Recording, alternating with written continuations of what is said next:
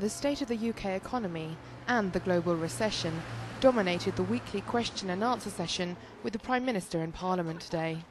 A crowded House of Commons chamber listened to the lively exchanges between Mr Gordon Brown and opposition politicians. Thank you, Mr Speaker. Mr Speaker, I've made it clear throughout the whole of the last few months that the biggest danger that the world faces is a retreat into protectionism.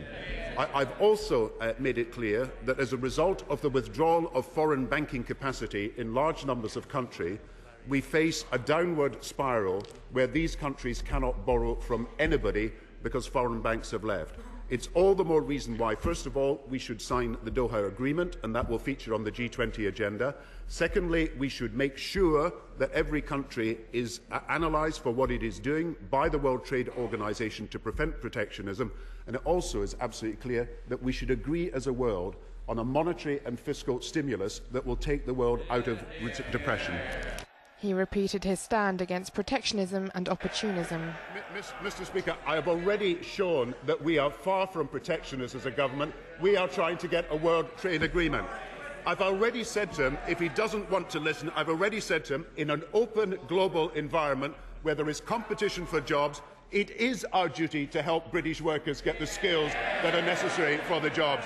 And as far as opportunism is concerned, I have to tell him there is nothing more opportunistic than saying in the autumn that he wants to give all party support to the efforts that this government is making to take us out of a global financial crisis, and then at the next moment withdrawing all that support. That's opportunism.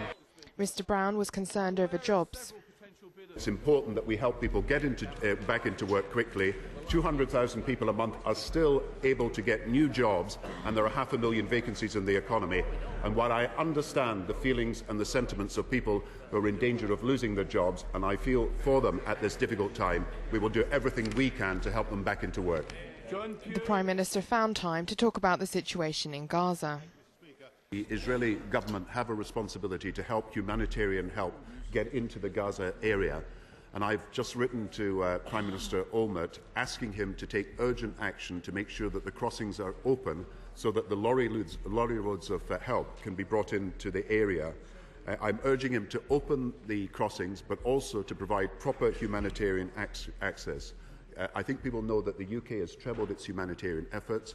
I've been talking to leaders in the Arab countries about what more they can do. There is a conference in Egypt over the next few days to pool the resources so that humanitarian help is available not just for immediate aid, but also to rebuild the Gaza area. And I believe that all members of the House will want to see aid getting into Gaza as quickly as possible. This was the only international subject addressed at length today. The rest centred on the UK economy.